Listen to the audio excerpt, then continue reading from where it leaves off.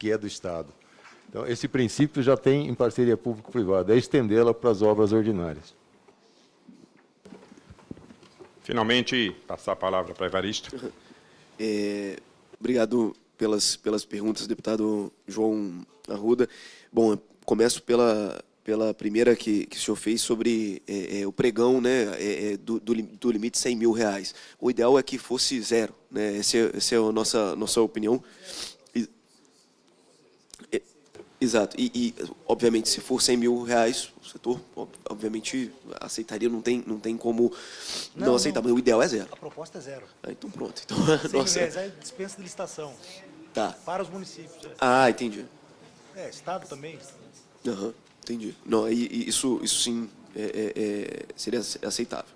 Com relação à redução de garantia, que foi a segunda pergunta, o que a gente considera adequado seria... Bom, o próprio contrato prevê hitos contratuais, ou seja, etapas de cumprimento contratual. Por exemplo, eu tenho uma estrada de 1.000 quilômetros, eu tenho primeira medição fazer com 30 quilômetros, 50 quilômetros, 100 quilômetros. À medida que isso vá sendo cumprido, que vá sendo liberado proporcionalmente parte da garantia que está ali presa, porque isso impacta o limite que a empresa pode dar de garantia para outras obras que ela queira participar. Então, é nesse sentido que a gente está pensando, ou seja, em ter o máximo de empresas competindo, né, possível em vários certames, porque senão você acaba tendo que menos empresas vão ser aptas a competir nos diversos certames que eventualmente existam, né? Então, à medida que a empresa vai cumprindo as etapas previstas em contrato, proporcionalmente a garantia vai sendo liberada. A pré-qualificação. O que está aqui no texto a respeito de pré-qualificação, ele é positivo, só que ele é uma opção do gestor público, do administrador público. O que a gente está defendendo aqui é que ele, pelo menos nas obras de grande vulto, seja um dever. Ou seja, de que ele deva, no caso de obras de grande vulto, que a qualificação é algo mais complexo, que ele deva ser, que a etapa de pré-qualificação seja obrigatória. Isso é um ponto extremamente importante, porque outros colegas aqui também comentaram, da flexibilização em relação à qualificação técnica que está previsto aqui no texto original, que é no texto que foi aprovado no Senado. Essa qualificação por qualquer outro meio é algo que deteriora muito a qualificação, ou seja, a escolha da empresa mais qualificada para prestar o serviço. Pode trazer problemas para o gestor público, né? Isso é um ponto importante.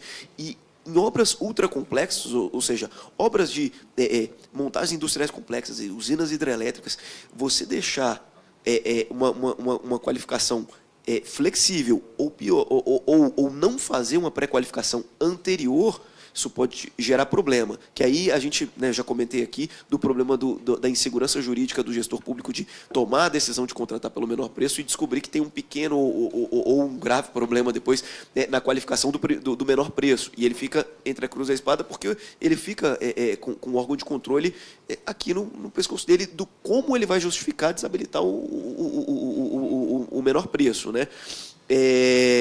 Com relação à questão da improbidade, o ponto da garantia é o seguinte: a indústria, né, de seguros e garantias, ela é uma indústria de gerenciamento de risco, né? Existem basicamente dois tipos de apólice: uma apólice incondicional e uma apólice condicional. A apólice incondicional é aquela que aconteceu um sinistro, você aciona e ele automaticamente te paga. Ele não vai te perguntar onde você estava, como foi, como é que aconteceu. Ele vai simplesmente pagar. Tá? Então, existem algumas apólices que são assim.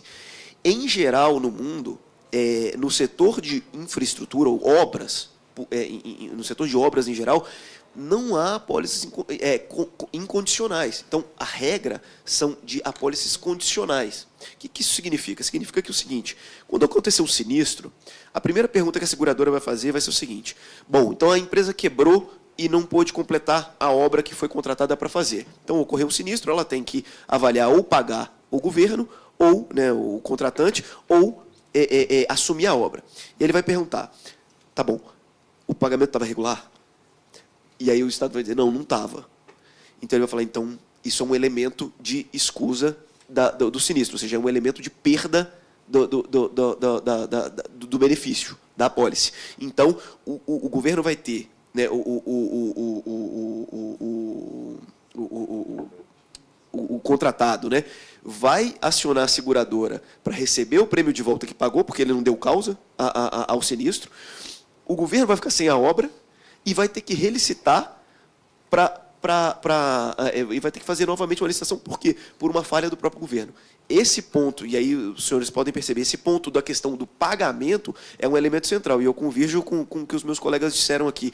Existem bilhões e bilhões de ativos, né, imobiliários, inclusive ativos reais, nos estados, nos municípios brasileiros e da própria União, que não são usados, ou seja, não são gerenciados da melhor maneira possível para assegurar a execução de obras públicas. E não digo de vender, não. Eu digo de utilizar o patrimônio público para extrair deles renda e para que a gente possa ter um fundo ou a gente possa ter mecanismos que possibilitem ao Brasil investir mais em obra pública, em planejamento de obra pública, em bons projetos, e a gente possa executar as obras que o Brasil precisa. É importante lembrar que o Brasil, ano passado, investiu 1,4% do PIB em infraestrutura. Para manter a infraestrutura existente, a gente teria que ter investido 3%. Ou seja, menos da metade do que é necessário a gente investiu.